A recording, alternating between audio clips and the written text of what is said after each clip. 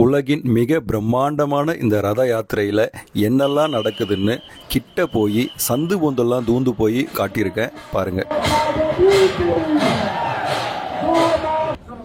இங்கே என்ன நடக்குதுன்னு தெரிஞ்சுக்கணுமா?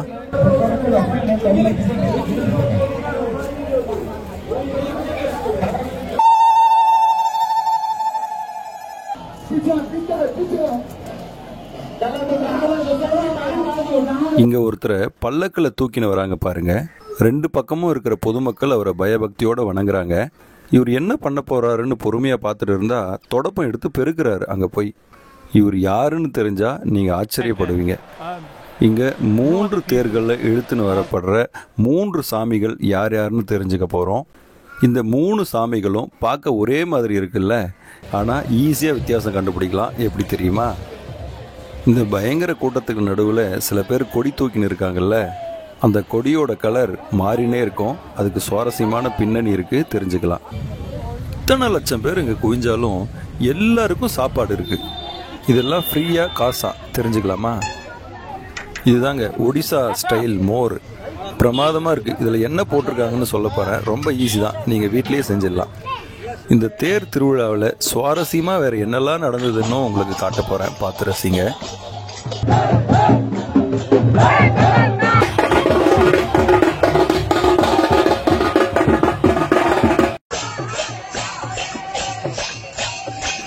இந்த உலகத்திலேயே தமிழ்நாட்டு கோயில்களோட கட்டடக்கலைகள் தான் மிக சிறப்பானதுன்னு நிறைய பேர் நினச்சிட்டு இருக்காங்கல்ல. இங்கே வந்து பார்த்தாங்கன்னா அந்த எண்ணம் மாறிடும். அந்த அளவுக்கு பிரமாதமாக இருக்குது இந்த கோயில். முடிஞ்ச வரைக்கும் உங்களுக்கு சுற்றி காட்ட போகிறேன். இந்த கோயிலை கட்டினதும் நம்ம சோழ மன்னர்களில் ஒருத்தர் தான் அப்படின்னு சொல்கிறாங்க. அதை பற்றியும் ஆராய்ச்சி சொல்ல போகிறேன். இந்த கோயிலோட வரலாறு, இந்த கோயிலில் என்னென்ன அதிசயங்கள்லாம் இருக்குது, என்னென்ன சிறப்புகள்லாம் இருக்குதுன்னு சொல்ல போகிறேன். இந்த கொடி பறக்குது பாருங்கள். இந்த கொடியிலையும் ஒரு மிகப்பெரிய அதிசயம் இருக்குது. இவங்க என்ன பண்ணுறாங்கன்னு தெரிஞ்சால் ஆச்சரியப்படுவீங்க.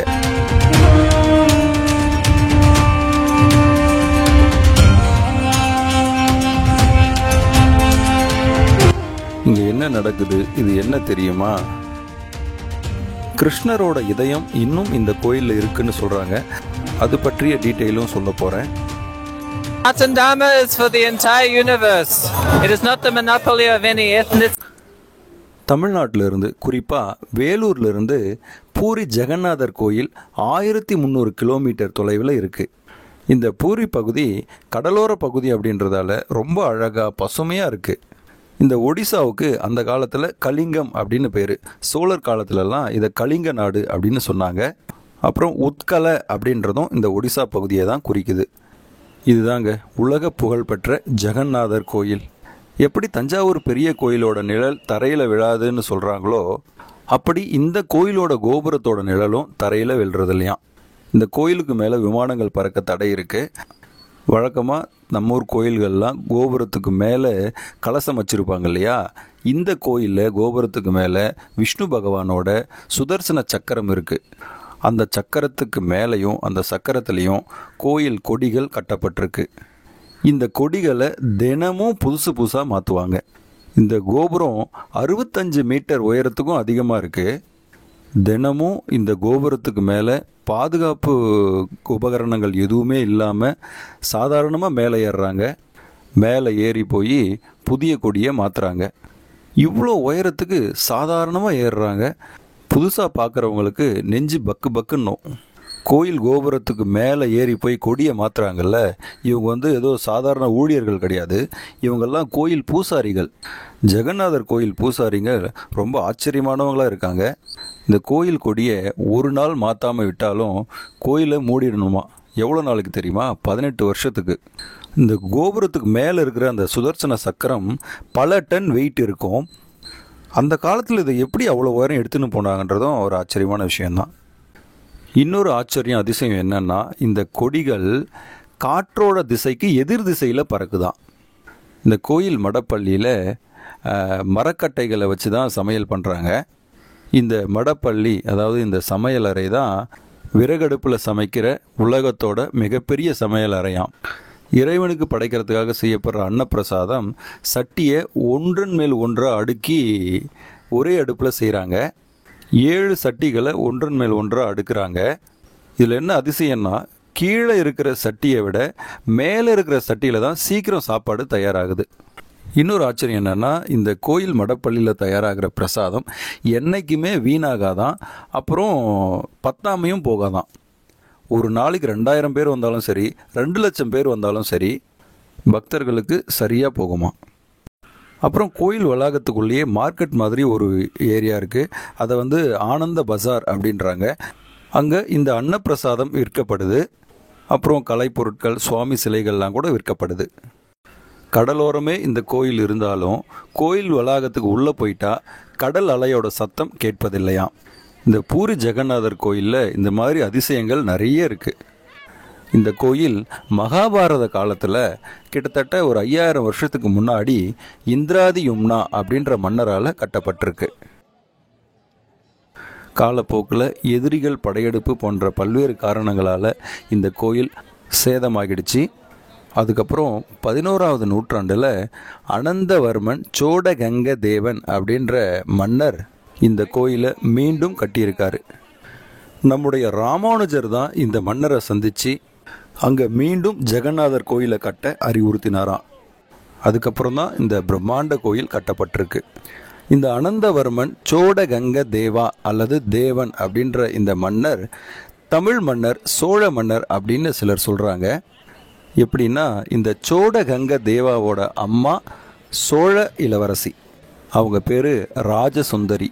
இந்த ராஜசுந்தரி யாருன்னா, ராஜேந்திர சோழன் இருக்கார் இல்லையா, கடார முறை படையெடுத்து சென்று தெற்காசிய நாடுகளை எல்லாம் வெற்றி கொண்ட அதே ராஜேந்திர சோழன் தான். அந்த ராஜேந்திர சோழனோட பேத்தி தான் இந்த ராஜசுந்தரி. அதாவது ராஜேந்திர சோழனோட மகன் வீர ராஜேந்திர சோழன் இருக்கார் இல்லையா, அந்த வீர ராஜேந்திர சோழனோட மகள் தான் இந்த ராஜசுந்தரி. அந்த காலத்தில் சோழ மன்னர்கள் இங்கிருந்து அங்கே பொண்ணு கொடுத்துருக்காங்க. சோழ நாட்டுக்கும் கலிங்க நாட்டுக்கும் கொடுக்கல் வாங்கல் இருந்திருக்கு, திருமண உறவு இருந்திருக்குன்றது இதன் மூலமாக தெரிய வருது. அந்த கலிங்க பகுதியை ஆட்சி பண்ண அந்த வம்சம் இருக்கு இல்லையா, அந்த வம்சம் கிழக்கு கங்கை மன்னர் வம்சம் அப்படின்னு அழைக்கப்பட்டிருக்கு. இந்த மன்னர் பேர் அனந்தவர்மன் சோடகங்க தேவா அப்படின்னு இருக்கு இல்லையா, அந்த சோடகங்கா அப்படின்றது சோழ கங்கா தான் சோட கங்காவாக மாறி இருக்க வாய்ப்பு இருக்குது. சோழ வம்சமும் கங்கா வம்சமும் சேர்ந்த ஒரு வம்சம் அப்படின்னு அர்த்தமாக்கிக்கலாம். இதுக்கு நம்ம சோழ இளவரசியோட மகன் கட்டின கோயில் அப்படின்றதால இதை தமிழ் மன்னர் கட்டின கோயில் அப்படின்னு சொல்கிறாங்க. காலத்தால் அழியாத இந்த அற்புதமான கோயிலை கட்டின சோடகங்க தேவனோட சிற்பம் இதுதான். அனந்தவர்ம சோடகங்கன் நெற்றியில் திருமண் இட்டிருக்காரு பாருங்க, நாமம் போட்டிருக்காரு பாருங்க. இந்த ஜெகநாதர் சாமி யாருன்னா விஷ்ணு பகவான் தான், அதாவது கிருஷ்ண பகவான் தான். கிருஷ்ணரோட இன்னொரு பேர் தான் ஜெகநாதன், அதாவது இந்த ஜகத்தை ஆள்பவன். இந்த கோயிலுக்குள்ள ஜெகநாதரோட பலராமரும் சுபத்ராவும் இருக்காங்க. பலராமரை இங்கே பலபத்ரர் அப்படின்னு சொல்கிறாங்க. சுபத்ரை யாருன்னா கிருஷ்ணரோட தங்கச்சி, அர்ஜுனரோட மனைவி. இங்கே ஜெகநாதரும் பலராமரும் சுபத்ராவும் ஒரே மாதிரி தெரிவாங்க. எப்படி வித்தியாசம் கண்டுபிடிக்கிறதுன்னா, ஜெகநாதர் கருப்பாக இருப்பார், பலராமர் வெள்ளையாக இருப்பார், சுபத்ரா மஞ்சளாக இருப்பாங்க. இந்த வண்ணங்களை வச்சு சாமிகளை ஈஸியாக நம்ம கண்டுபிடிக்கலாம். வழக்கமாக பெரும்பாலும் கோயில்களில் மூலவர் சிலைகள் கல்லால் செய்யப்பட்டிருக்கும், அப்படி இல்லைன்னா உலோகத்தால் செய்யப்பட்டிருக்கும். ஆனால் இந்த ஜெகநாதர் கோயில் மூலஸ்தானத்தில் இருக்கிற இந்த சிலைகள் மரத்தால் செய்யப்பட்ட சிலைகள், ஒரு வகையான வேப்ப மரத்தால் செய்யப்பட்ட சிலைகள் இவை. இந்த சிலைகளும் பர்மனண்ட்டாக அந்த கோயிலில் இருக்காது. இந்த சிலைகள் குறைஞ்சபட்சம் 12 வருஷத்துக்கு ஒரு முறை புதுசாக மாற்றப்படுது. சரியாக 12 வருஷத்துக்கு ஒரு முறை மாற்றிடுவாங்கன்னு சொல்ல முடியாது. 12லேருந்து 19 வருஷத்துக்கு ஒரு முறை இந்த சிலைகளை மாற்றுறாங்க. புதிய சிலைகள் வைக்கப்படுற அந்த புனித நிகழ்ச்சி பிரம்மாண்ட திருவிழாவாக கொண்டாடப்படுது. அப்புறம் கோயில் சிலைகளை ஊர்வலம் எடுத்துன்னு வரப்பையோ இல்லை தேர் இழுத்துன்னு வரப்பையோ மூலவர் சிலையை வெளியே எடுத்துன்னு வர மாட்டாங்க இல்லையா, உற்சவர் சிலைகளை தான் கோயிலுக்கு வெளியே ஊர்வலமாக எடுத்துன்னு வருவாங்க இல்லையா வழக்கமாக. இந்த கோயில் எப்படின்னா, வருஷா வருஷம் பிரம்மாண்டமாக தேர் இழுக்கிறாங்க இல்லையா, ரத யாத்திரை நடக்குது இல்லையா, அந்த ரதத்தில் வைக்கப்படுற சிலைகள் மூலவர் சிலைகள் தான். கோயில் கருவறையிலிருந்து மூலவர் சிலைகளை எடுத்துன்னு வந்து, அதாவது ஜெகநாதர், பலராமர், சுபத்ரா சிலைகளை எடுத்துன்னு வந்து தேரில் வச்சு தேரை ஊர்வலமாக இழுத்துன்னு போகிறாங்க. அந்த 9 நாட்களும் கோயில் கருவறை துணியால் மூடப்பட்டிருக்கும். பெருமாளுக்கு 108 திவ்ய தேசங்கள் இருக்கிற மாதிரி 108 அபிமான கஷேத்திரங்களும் இருக்கு. அந்த 108 அபிமான கஷேத்திரங்கள்ல இந்த ஜெகநாதர் கோயிலும் ஒன்று. 9 ஏக்கருக்கும் அதிகமான பரப்பளவில் பிரம்மாண்டமாக அமைஞ்சிருக்கு இந்த கோயில். கோயிலை சுற்றி வெளியே பளிங்கு கற்கள் மாதிரி பதிச்சிருக்காங்க. கோயிலை சுற்றி வர பாதைகள், கோயிலுக்கு எதிரில் இருக்கிற கிரவுண்டு எல்லாம் பலன்னு இருக்குது. கோயில் காம்பவுண்டுக்கு வெளியே சுற்றியும் அழகான பூங்காக்கள் அமைச்சிருக்காங்க. சுற்றிலும் சுற்றுச்சுவர் 6 மீட்டருக்கும் அதிகமான உயரத்தில் இருக்குது. இந்த ஜெகநாதர் ஆலயத்துக்குள்ள நரசிம்மர், சிவன், விநாயகர், லக்ஷ்மி, ராமர், ஆஞ்சநேயர்னு 120 சன்னதிகள் இருக்குது. இந்த கோயில் கோபுரங்கள் அப்படியே மிரள வைக்குது. நம்ம தமிழ்நாட்டு கோயில் கோபுரங்கள் மாதிரியே இந்த கலிங்க நாட்டு கோயில் கோபுரமும் தனி சிறப்பாக இருக்குது. பார்த்துனே இருக்க வைக்குது, வியப்பாக இருக்குது. எவ்வளோ உயரம், எவ்வளோ நுணுக்கம், பிரமாதமான கட்டடக்கலையாக இருக்குது. கோயிலில் மூலவர் சன்னதிக்கு மேலே தான் மிக உயரமான கோபுரம் கட்டப்பட்டிருக்கு. மேலே இருக்கிற அந்த கொடிகளும் சுதர்சன சக்கரமும் கோயிலை சுற்றி எந்த திசையிலிருந்து பார்த்தாலும் பளிச்சுன்னு தெரியுமா. கோயிலுக்கு வெளியே ஒரு பெரிய ஸ்க்ரீன் வச்சுருக்காங்க. அதில் ஒவ்வொரு நாளும் கோயில் உண்டியலில் எவ்வளோ வருமானம் வந்தது அப்படின்றத ஒளிபரப்பினே இருக்காங்க. அடுத்ததாக இந்த கோயில் நடக்கிற உலக புகழ்பெற்ற ரத யாத்திரையை பார்க்கலாம்.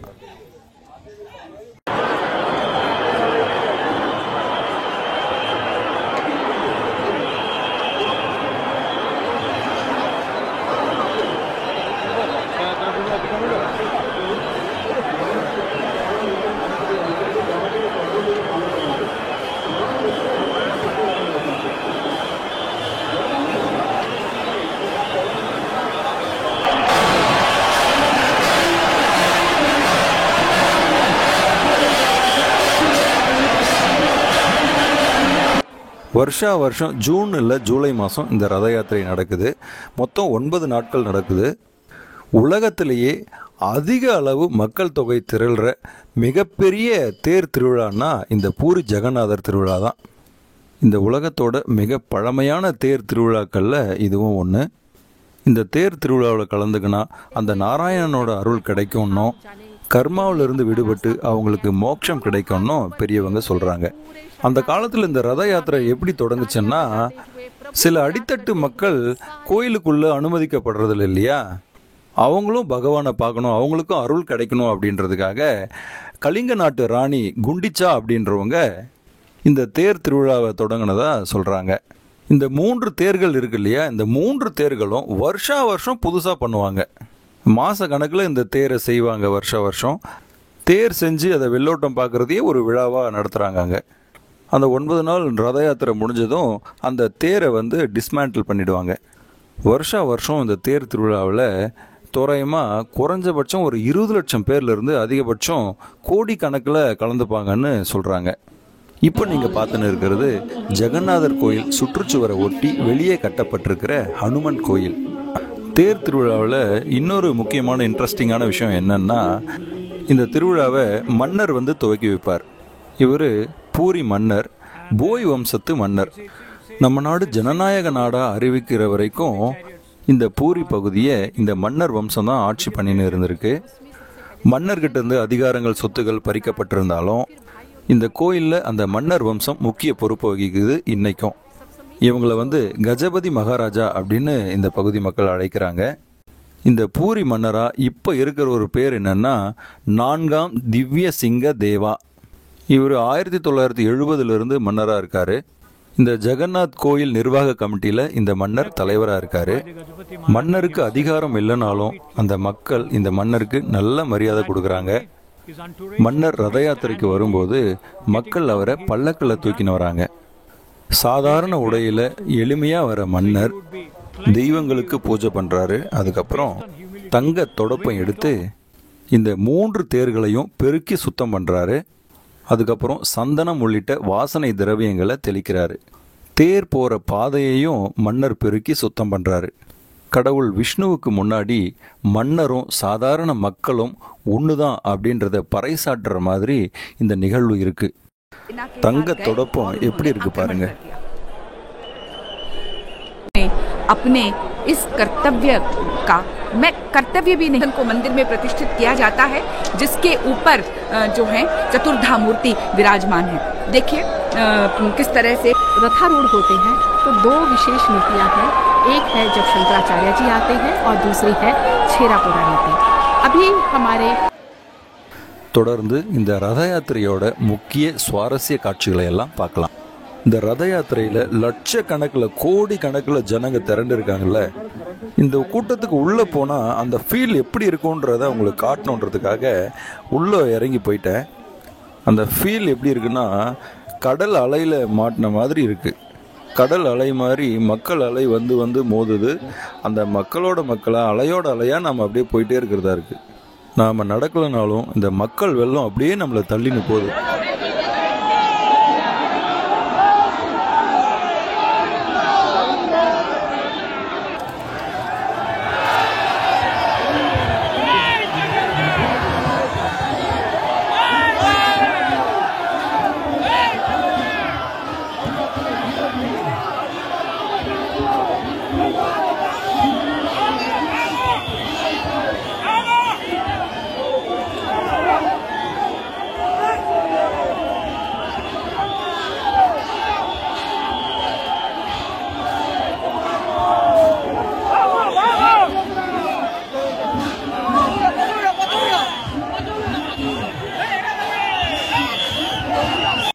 கஷ்டப்பட்டு தட்டு தடுமாறி தேர்கிட்டையும் போயிட்டேன்.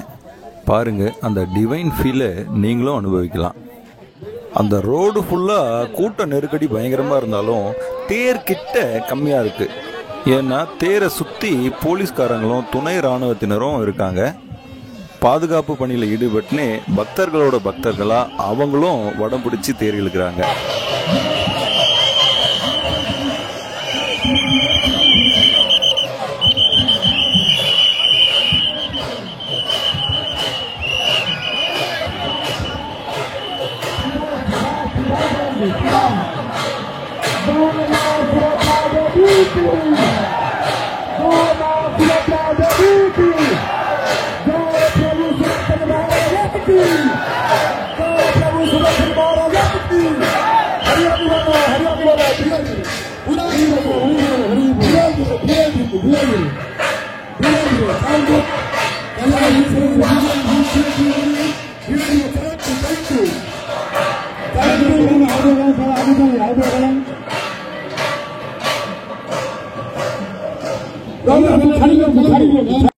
தேரை இழுக்கிற இந்த லட்சக்கணக்கான கோடிக்கணக்கான மக்களை கண்ட்ரோல் பண்ணுறது சாதாரண விஷயம் இல்லை. அவங்கள டைரக்ட் பண்ணுறது சாதாரண விஷயம் இல்லை. அதுக்கு இந்த கோயில் நிர்வாகிகள், பூசாரிகள்லாம் சில டெக்னிக் யூஸ் பண்ணுறாங்க. அது என்னென்னா, தேர் மேலே நிற்கிறவங்க சங்கு ஊதி மோளம் அடித்தா தேர் இழுக்கணும்னு அர்த்தம். அதே மாதிரி பச்சை கொடியையும் காட்டுவாங்க. தேர் இழுக்கணும் அப்படின்னும் போது, தேர் நிற்கணும் அப்படின்னா மியூசிக்கை நிறுத்திடுவாங்க, சிவப்பு கொடியை ஆட்டுவாங்க. இந்த பச்சை கொடி, சிவப்பு கொடி தேர் மேலே இருக்கிறவங்களும் ஆட்டுவாங்க. தேருக்கு முன்னாடி, கயிறுக்கு முன்னாடியும் சில பேர் அந்த கொடி ஆட்டுவாங்க. அந்த கொடியோட வண்ணத்தையும் இசையையும் வச்சு பக்தர்கள் புரிஞ்சுக்குவாங்க தேரை இழுக்கணுமா நிறுத்தணுமா அப்படின்னு. இந்த ரத யாத்திரைக்கு வர அத்தனை லட்சம் பக்தர்களும் ஒரு முறையாவது அந்த வடத்தை, அந்த கயிறை தொட்டுட முடியாதா அப்படின்னு ஏங்குவாங்க, தவிக்கிறாங்க.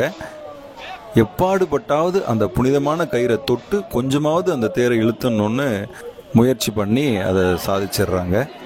இவ்வளோ கூட்டத்தில் அந்த கயிறை தொட்டு கொஞ்சம் இழுத்துட்டாலும் அந்த அவங்க பக்தர்களோட முகம் மலருது, ரொம்ப சந்தோஷப்படுறாங்க.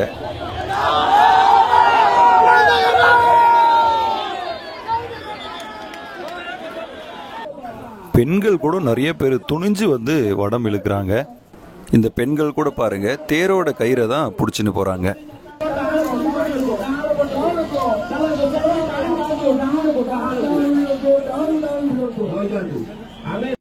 தேர்கள் கடந்து போனதுக்கு அப்புறம் அந்த ரோட்லயே விழுந்து வணங்குறாங்க பக்தர்கள்.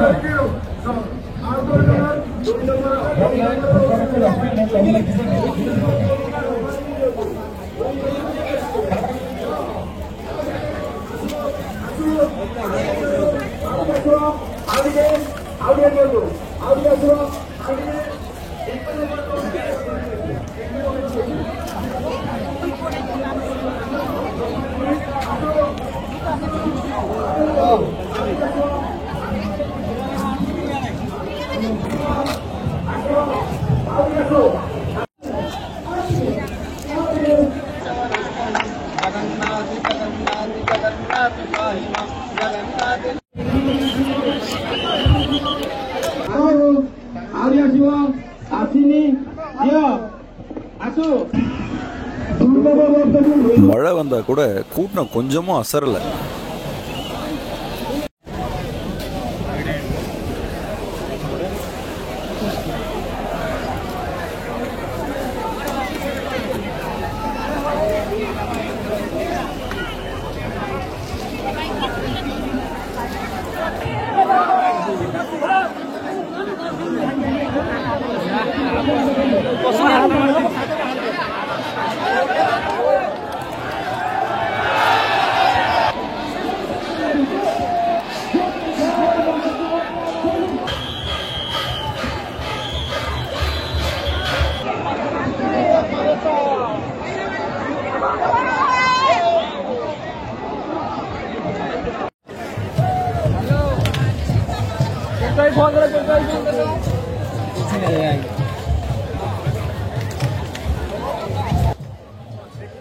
இங்கெல்லாம் இப்படிதான் சாமி கும்பிடுறாங்க. 2 கையும் மேல தூக்கி தான் சாமி கும்பிடுறாங்க.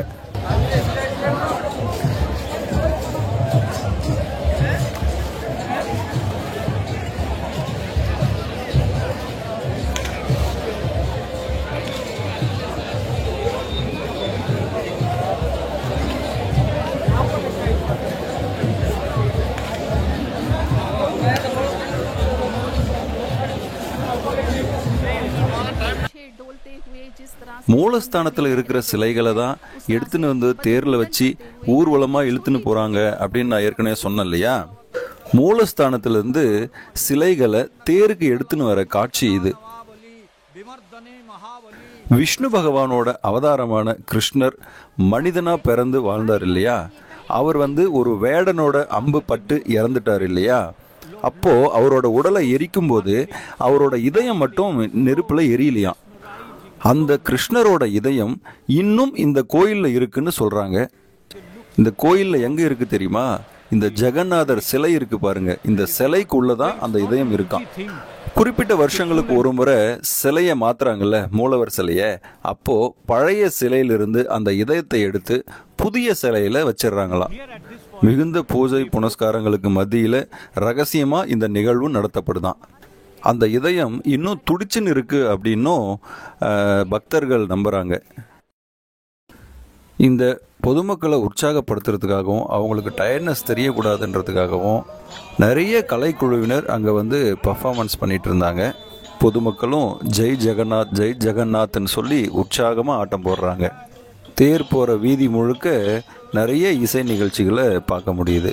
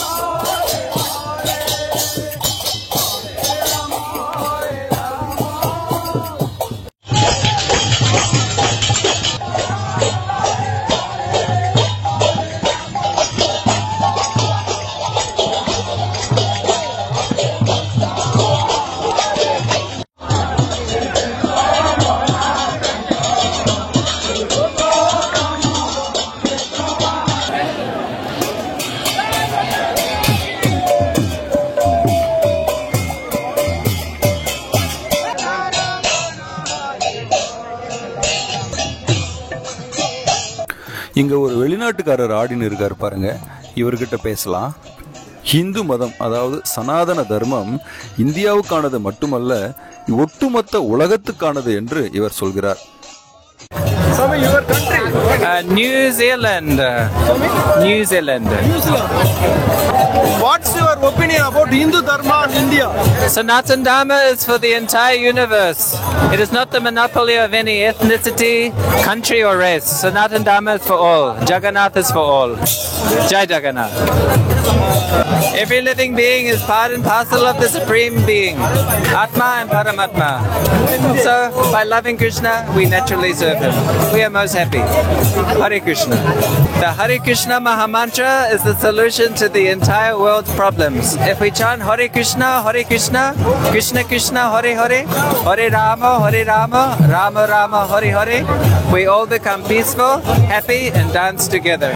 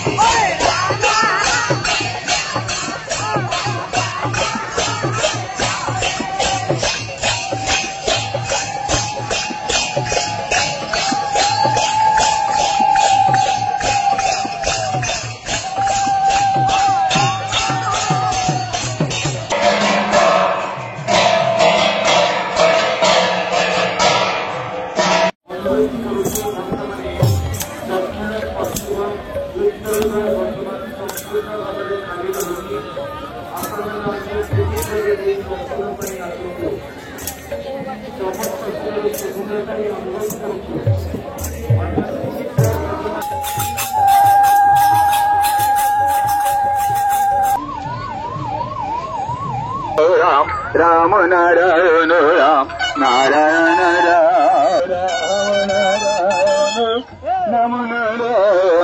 இங்க ஜெகநாதரோட தேர் மாதிரியே சின்ன சின்னதா தேர் பண்ணி குட்டி பசங்கள்லாம் இழுத்துன்னு வர்றதை பார்க்க முடியுது. பொதுமக்கள் அந்த குட்டி தேரையும் பயபக்தியா வணங்குறாங்க, அந்த தேரை கொஞ்சம் இழுத்து பார்க்கறாங்க, அந்த குட்டி பசங்க கிட்ட பக்தியா பொட்டு வச்சுக்கிறாங்க.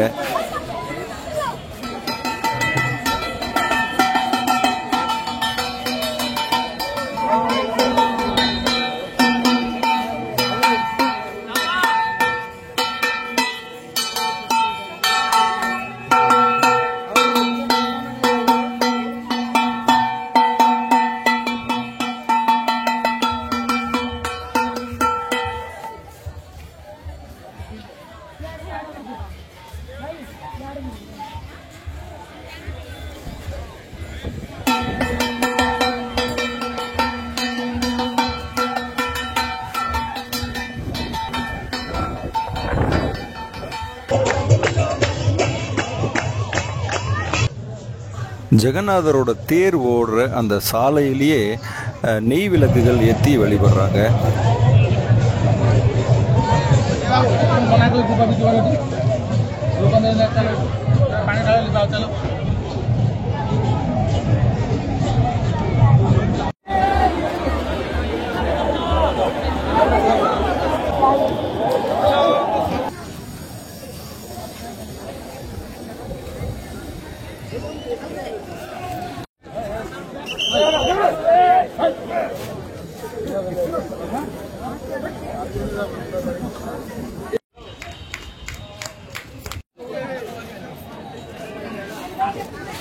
கோயில் கோபுரத்து மேல தினமும் கொடி மாத்துறாங்கல்ல, அந்த கொடி மாத்துறத நிறைய பேர் வந்து பார்க்குவாங்க பக்தர்கள் ஆச்சரியமா.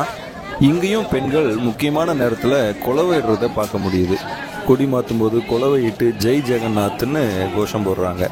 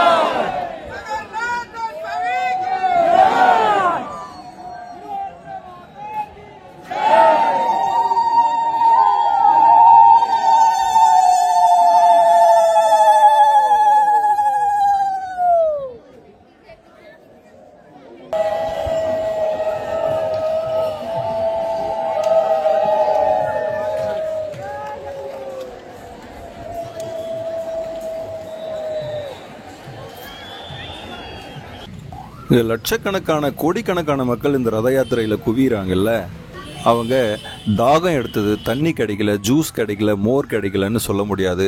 பசி எடுத்தது, சாப்பாடு கிடைக்கலன்னு சொல்லவே முடியாதுங்க. ஏன்னா எங்கே பார்த்தாலும் அன்னதானம், எங்கே பார்த்தாலும் சாப்பாடுங்க. உலக பணக்காரர்களான அம்பானி, அதானி தொடங்கி தொழிலதிபர்கள், சாதாரண நிறுவனங்கள், சில சமூக அமைப்புகள்லாம் இங்கே அன்னதானம் பண்ணிட்டு இருந்தாங்க. இந்த மோர் பாருங்களேன், வித்தியாசமான மோர் இது. மோரில் எலுமிச்சம் பழத்தையும் எலுமிச்சம் மரத்தோட இலைகளையும் போட்டிருக்காங்க. எலுமிச்சம் பழங்களை அறுத்து போட்டிருக்காங்க. அதுவும் அந்த இலைகளும் மோரில் அப்படியே ஊறின்னு இருக்குது. அதனால் அந்த மோரோட டேஸ்ட்டே ரொம்ப நல்லா இருக்குது, வித்தியாசமாக இருக்குது, நல்லா இருக்குது. இந்த மோர் உடம்புக்கும் ஆரோக்கியமானது.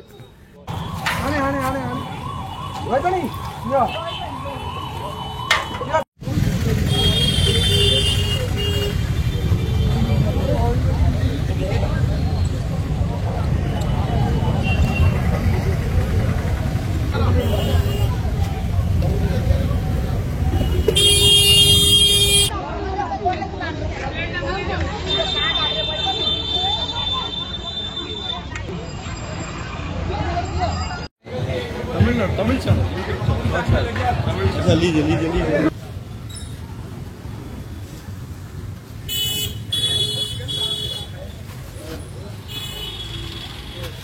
जय जगन्नाथ।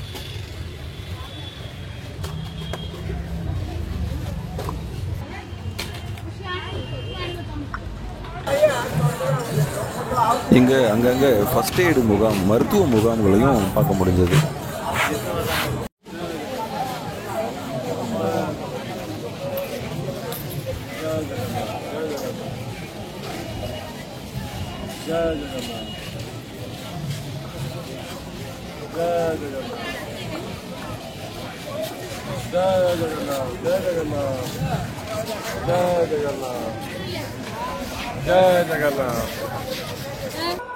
இந்த ரத யாத்திரையில் பக்தர்களுக்கு உதவி பண்ணுறது, ரத யாத்திரைக்கான அரேஞ்ச்மெண்ட்டில் ஈடுபடுறது, பக்தர்களுக்கு ஆன்மீக சேவை செய்கிறதுன்னு ஆர்எஸ்எஸ் அமைப்பினர் ஈடுபட்டிருந்தாங்க.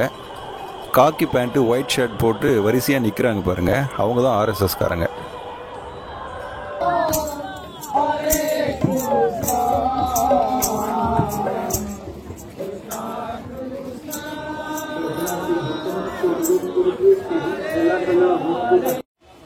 ஒடிசா பூரி பகுதியில் இந்த மாதிரியான ஸ்வீட் கடைகளை நிறைய பார்க்க முடியுது. இந்த ஸ்வீட்ஸ் தான் இங்கே பிரபலம் போல தெரியுது.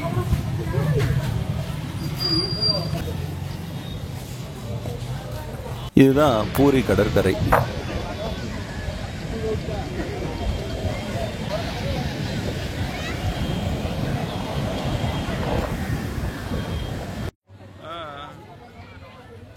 இங்க இருக்கிற அழகான குளம் இது.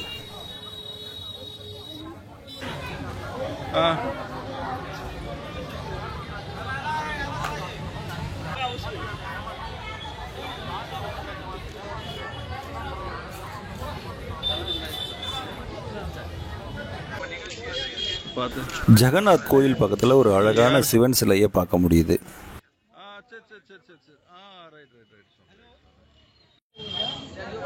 ஜெகநாதர் கோயில் பக்கத்தில் இருக்கிற இன்னொரு கோயில் இது ஹனுமன் கோயில். இதே மாதிரி நம்ம சேனலில் நிறைய வீடியோஸ் பாருங்க. நம்ம சேனலை சப்ஸ்கிரைப் பண்ணுங்க, நம்ம வீடியோஸை ஷேர் பண்ணுங்க. ஜெய் ஜெகநாத். ஜெய் ஜெகநாத்.